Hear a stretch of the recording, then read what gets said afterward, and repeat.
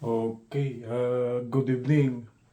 This is Professor David J. Delos Reyes. Okay, my topic for tonight will be alternating current machines, and this will now be lesson number 6.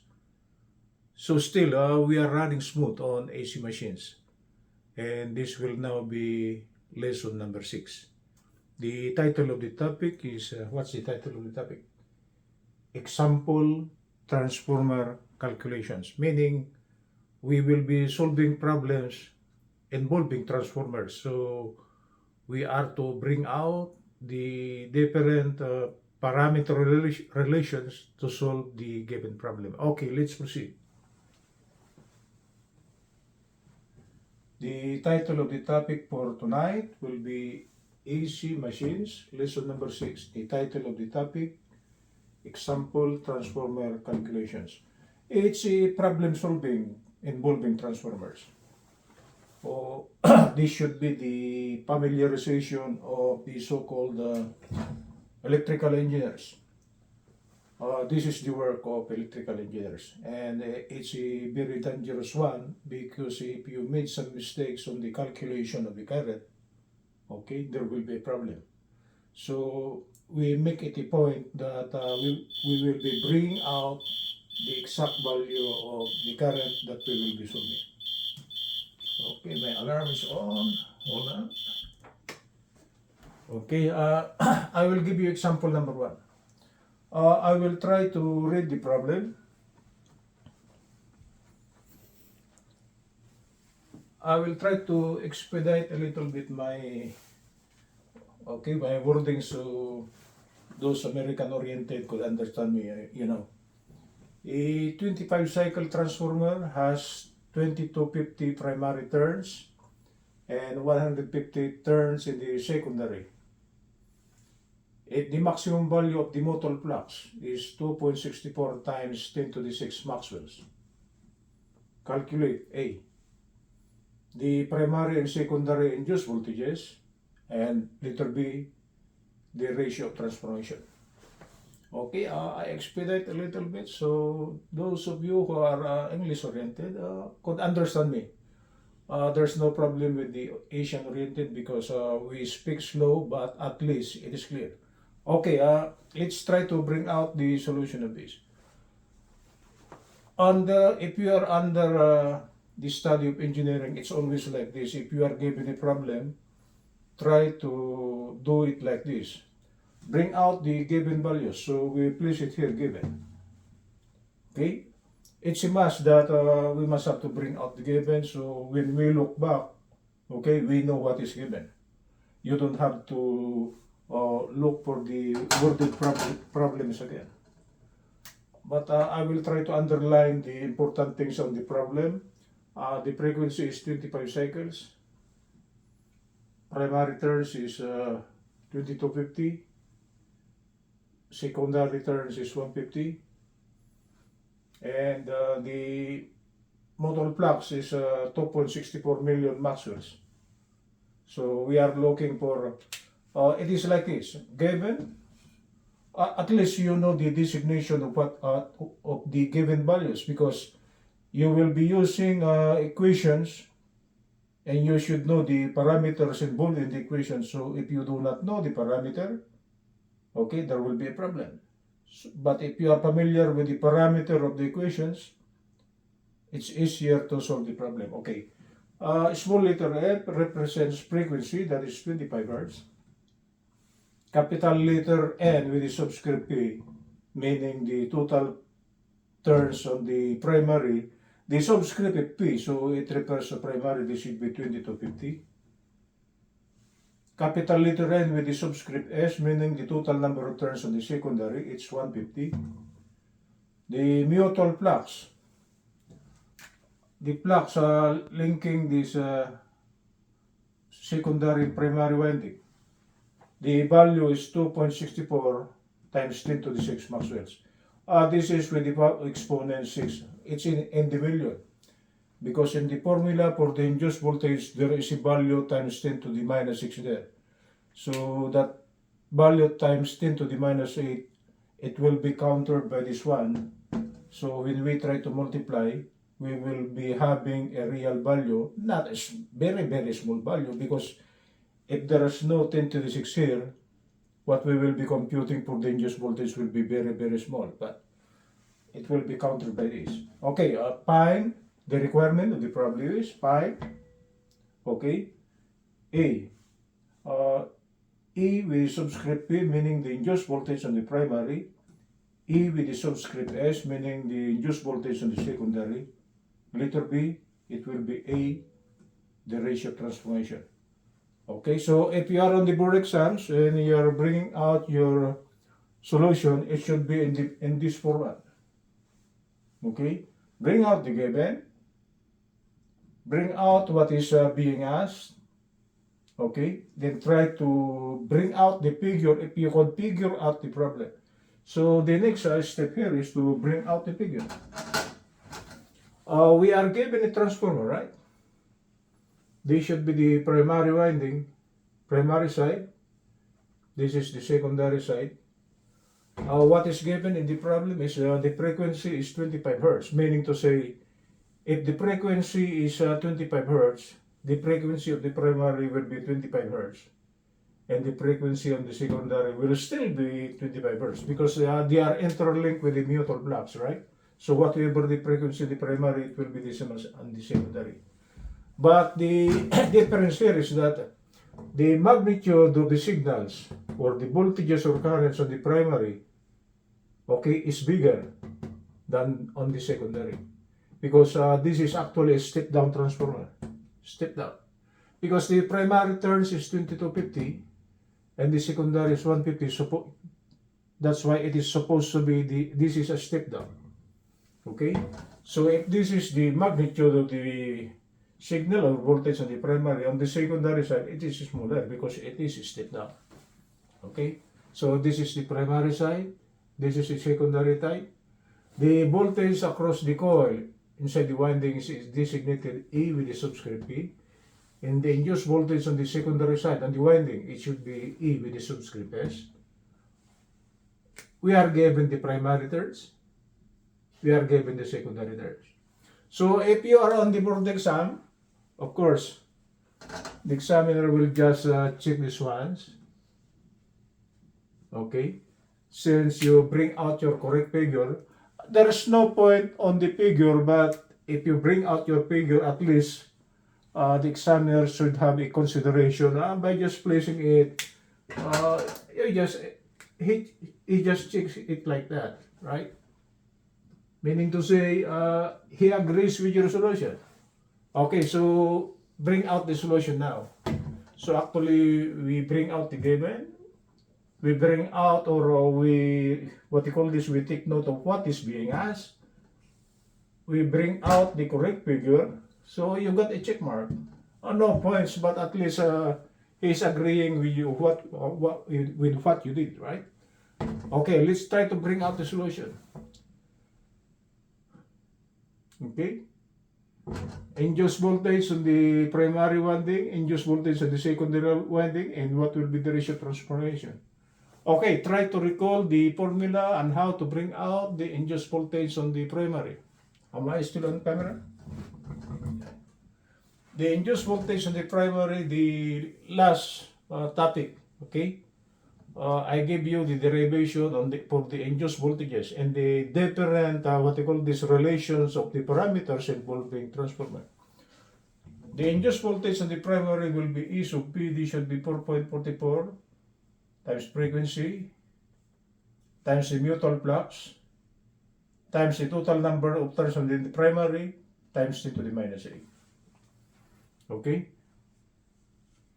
This is being asked. So let's try to check if what is given. Is the frequency given? It's given. Is the mutual flux given? It is given. Is the number of turns on the primary given? It's given.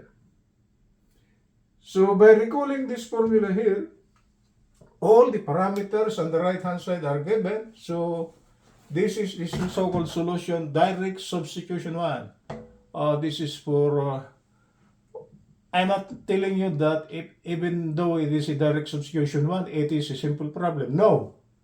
Because if your solution is not systematic, you cannot even recall maybe your formula, there will be a problem.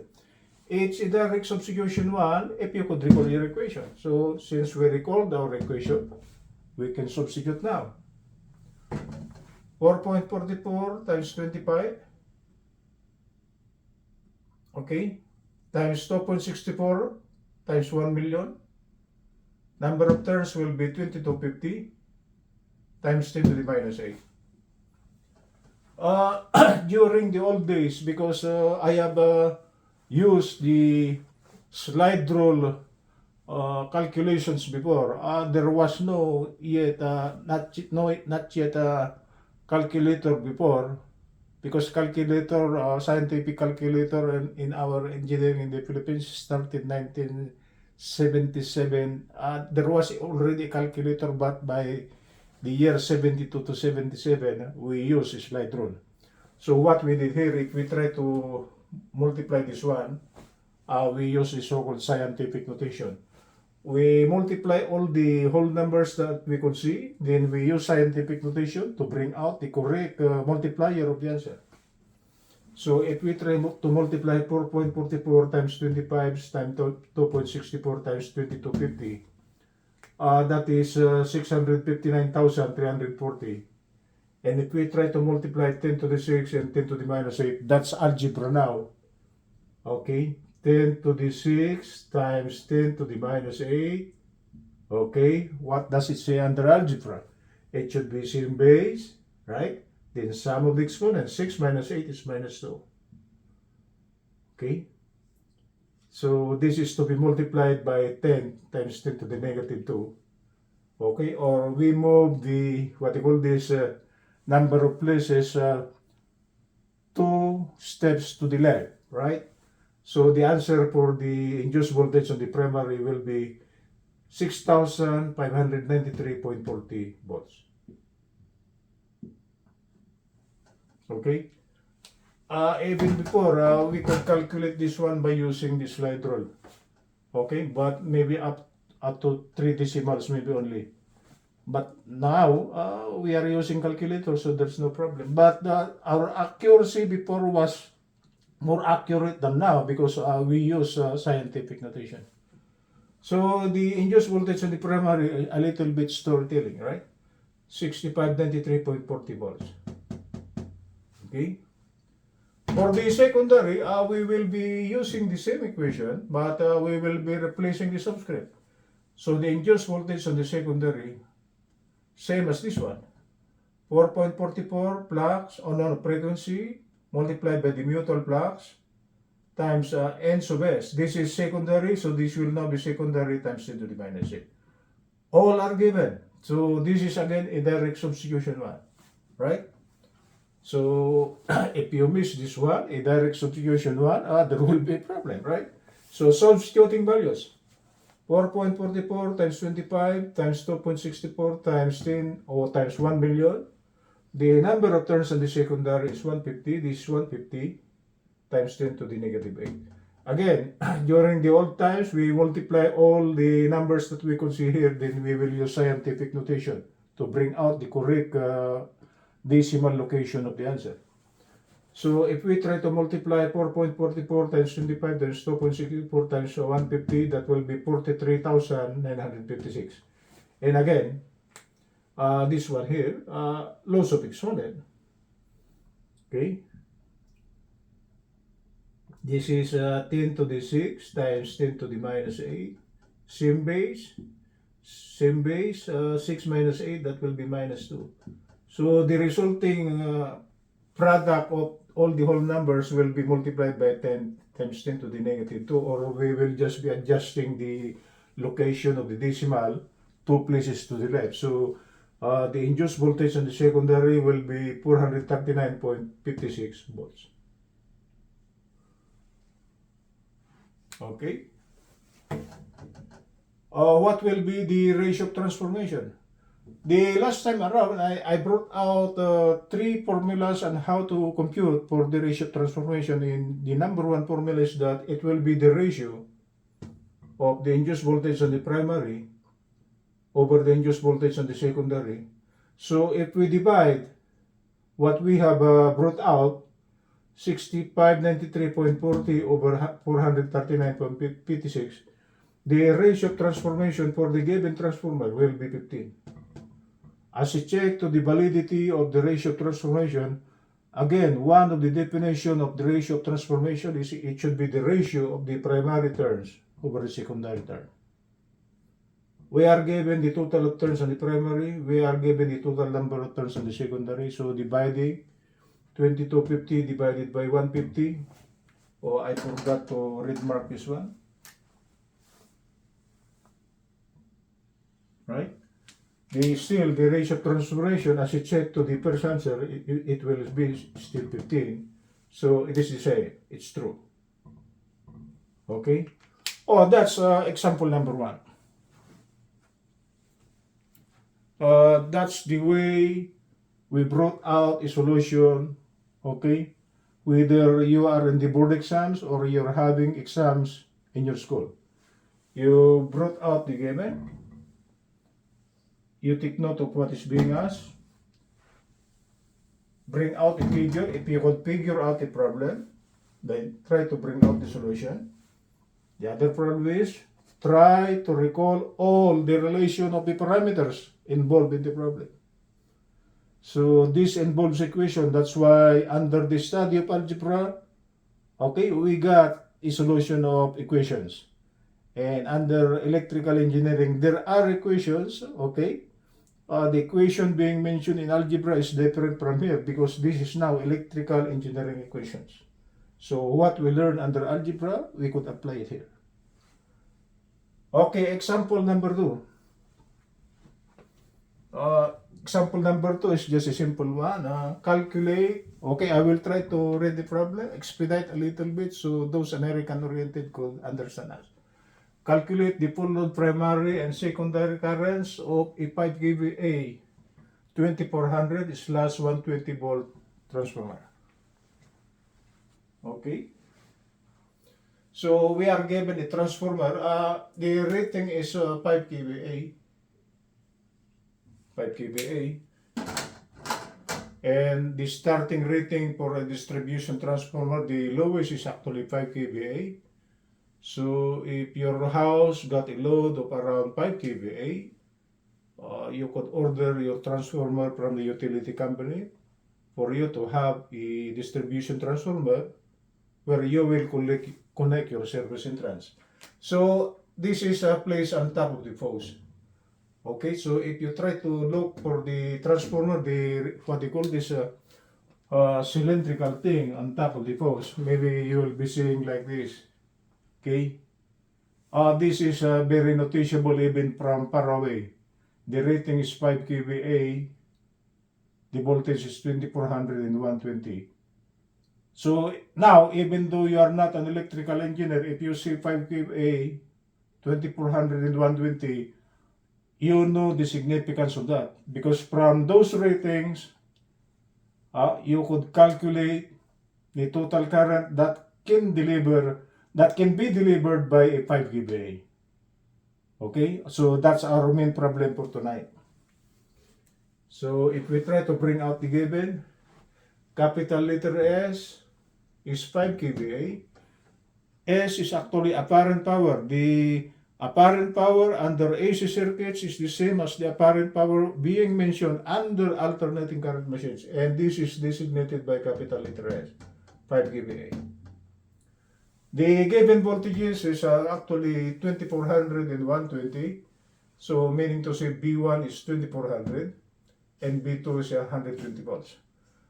This B1 here is different from the induced voltage. B1 is actually, if we got the transformer, if you try to get your voltmeter here, what you can measure here is actually termed to as B1. B1 is actually the voltage coming from the generator side. Okay, the one that you could measure on the terminals. It's not the one inside. Because the one inside is actually E sub P, induced voltage, and the one inside of the secondary is E sub S. I am telling you now that this B sub 1 is different from E sub P, and this E sub S is different from B sub 2. B sub 2 is the one we are using in our houses. It's 120 volts. It is the terminal voltage. It's not E sub S. So for this problem, I just represented B1 to be 2400 and B2 to be equal to 120 volts. What is being asked? Step number 2, take note of what is being asked. The total primary current, capital letter I with the subscript P, meaning total current on the primary, capital letter I with the subscript S, meaning total current on the secondary side, right? The given condition is at full load. Full load meaning at 5 kVA. Because the total rating of the transformer is 5 kVA, the full load is 5 kVA. So meaning to say, the problem is asking, well, with this voltages here and with this reading here, what should be I sub P and I sub S at full load? Okay, let's try to bring out again the figure. Same figure. It's a simple figure, but if you are on the board exam, so okay, the examiner will feel proud of you. Okay, he will just put a check on this one. He will just put a check on this one and put a check on the figure, right? The final thing is that if you got the given and find and figure correctly, I don't think you will be making a mistake on the final answer. So the figure will be the same as this one. The terminal voltage of the transformer is 2400. The terminal voltage on the secondary, the one in which our service entrance is connected, it's 120. Am I still in camera? 120, right? This is I sub P, the total current on the primary side. The one coming out, this is actually our consumption, I sub S. This one. This is the one going to our houses. Okay, I sub S. So the problem is asking for will be I sub P and I sub S at full load. So it's an easy one. To bring out the current on the primary and secondary side, I will be telling you that the total apparent power of the primary and secondary are the same, okay? If this is 5 kVA, this should also be 5 kVA. It's 5 kVA. By definition, under the study of AC circuit, the one I teach under AC circuit, the product of voltage in ampere is actually EI, right? That's by definition. If we try to compute for I, it will be BA, the left-hand side, divided by E. It is this equation here, right? So if we now try to place the proper subscript, if we are solving for the primary current, it should be with the subscript P, and the voltage on the secondary will be with the subscript P also. Primary. Okay? But the given problem, what is given is kVA. So we must have to convert the kVA to VA. So we will multiply this by 1000. Okay? So the primary current now will be the given kVA, the given apparent power, multiplied by 1000. We converted it to volt ampere, right? All over the voltage on the primary. So substituting, this should be 5 times 1000 over 2400. So the primary current is 2.08 amperes. It's a small current on the primary. Why it's small? Because the voltage is very big. Right? On the secondary side, we will be using the same formula. So we will be replacing the subscript here. Instead of P, it will now be S. Current on the secondary side, this one, the one going to our house, will be the given kVA times 1000 over B sub S. B sub S is B sub 2. Right? Okay? So this should be 5 times 1000 over 120. What comes out is 41.67 amperes. How come the current on the secondary is bigger than the current on the primary? it's bigger because the voltage across the secondary is only 120. Okay, so it should adjust. A big voltage times a small current should be equal to a smaller voltage and a bigger current for them to be equal, right? So the product of voltage times current on the primary should be equal to the product of the voltage and current on the secondary. That's why for a higher voltage on the primary, the current is smaller. It's only 2.08 amperes. Okay? And the current on the secondary is 41.67 amperes. So at least you now know how in the so-called transmission lines, the voltage there is 133,000.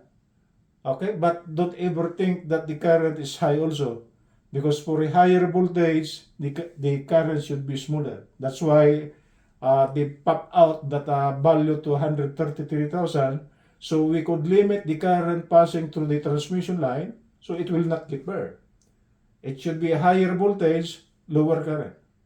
So when we reach the so-called distribution side, okay, it's the same logic. Bigger current, bigger voltage, smaller current, smaller voltage, bigger current. Okay, that's it, guys. That's how we solve problem under transformer. Okay, this is Professor David J. De Los Reyes. Good evening or good morning from Los Angeles.